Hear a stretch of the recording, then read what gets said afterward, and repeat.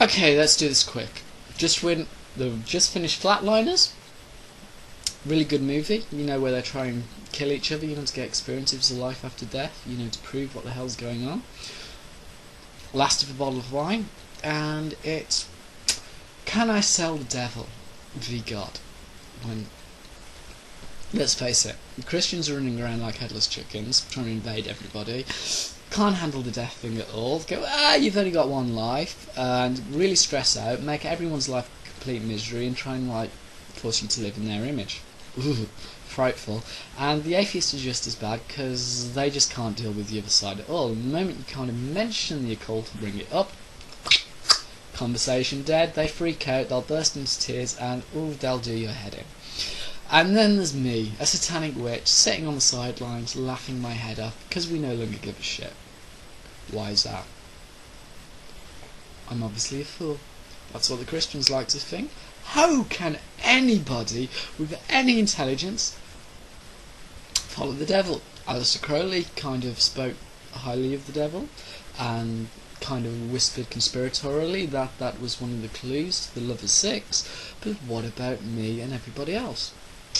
Do we know what's going on or not? Obviously not. But 3 arguments off the top of my head. Existence is paradox. There are no rules, only solutions matter. Because you only need one case, one exception to prove the wrong. And obviously my argument is existence is paradox, ergo proof of the impossible, therefore you're only limited by your belief set, because frankly all your logic is wrong, it's flawed. That doesn't really go towards the existence of God or not, or the atheist argument either.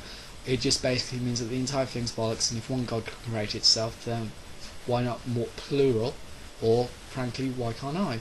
So should I bow down and kneel to someone else's idea of reality, or do I formulate my own idea? And well, who the hell are you like anyway?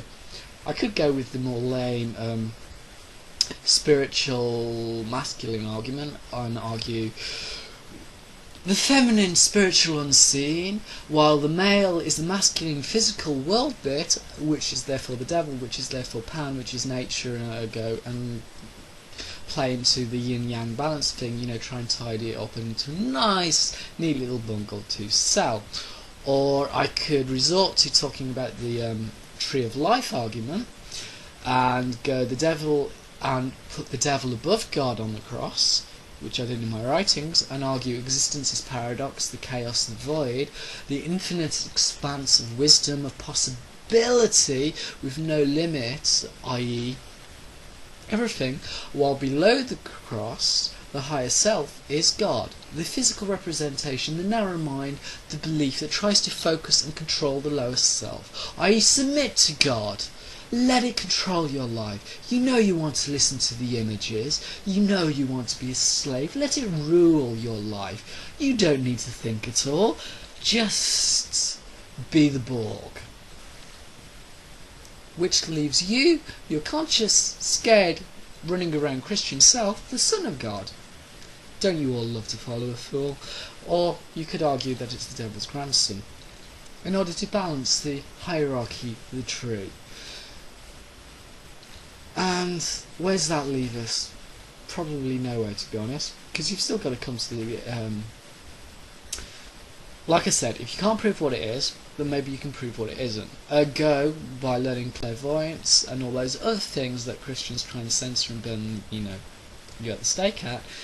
You can start realising that there is something out there. It's invisible. I can't prove whether it's humans. I can't prove that it's the dead. All I know is there is some kind of form of intelligence that basically decides to sharpen and fuck your life over, or give you helpful advice, which is about as helpful as everybody else on this plane.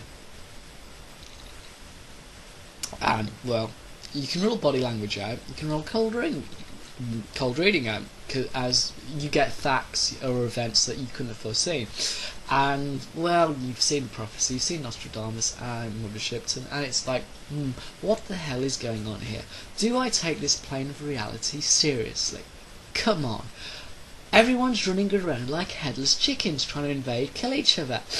It's not good. Everyone's trying to make everybody else in their own image. And it's like, why? What happened to it? And I know everyone suddenly becomes a slave. It's the many are running around. The many do not rule the one. Parliament is not the law. You need a king. Je suis roi. Someone who will uphold justice. Someone who understands the reality of the situation. Who can balance the odds and go, yes, I will judge as far as freedom goes. I will uphold free will, I will uphold consent. You see, the many do not have the right to dictate to the one what they can and shan't do. They never can. If the one does not want to follow the many, they can break away and form their own separate state. Sure, they may have to defend that with force of arms, and as long as they defend the people, the weak and the innocent, providing they consent to it, people will rally to their cause, their banner. I will not kneel to the United States of America or Britain.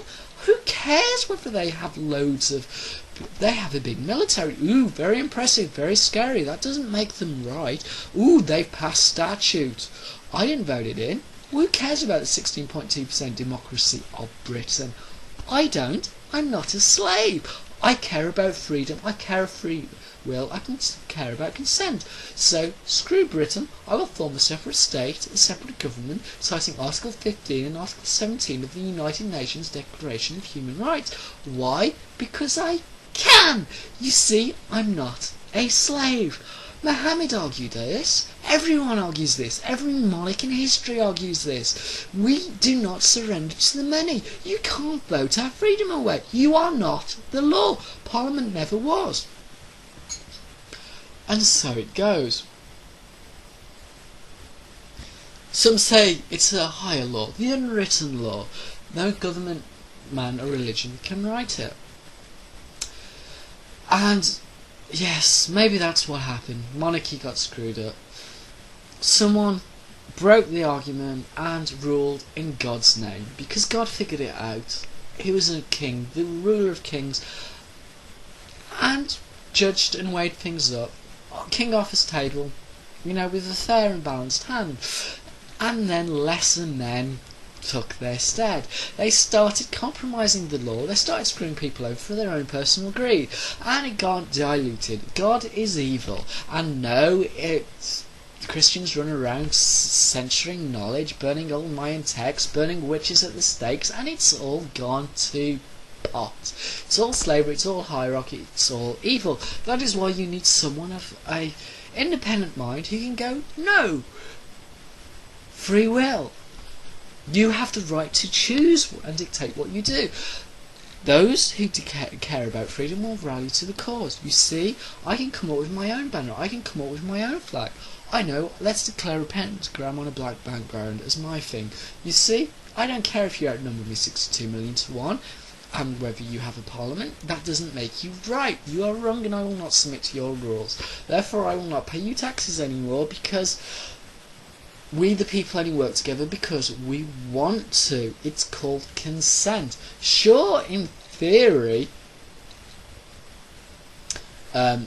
many heads make light work, and we'll probably balance it out in the end, and maybe, I don't know, come up with some plan that balances the whole. But you never did, and you never will have the right to vote people's freedoms away, and yet you do it on a whim. You go, ooh, minority, ooh, they're black, they're scary, ooh, different relief set, ooh, run around like headless chickens. I know, let's invade the next nation and then subvert them. Ooh, look, there's the Indians gone, bang. Ooh, look, more witches have got burnt at the stake. Ooh, look, and you've got another pope. What the hell are you thinking? I'm sorry, I can't subscribe to your justice system anymore. It's fucked up. You're a slave nation. You have no respect for the people and for freedom. So yes, I will go with the sword in the stone, the middle pillar, the zig and zag that two rungs don't make a right, and we try and balance it out. We try and come up with justice for all. Yes, I'm going back to the ideals of Camelot, and the devil rings true. So yes, have a nice day. As my 10 minutes are up. Salute.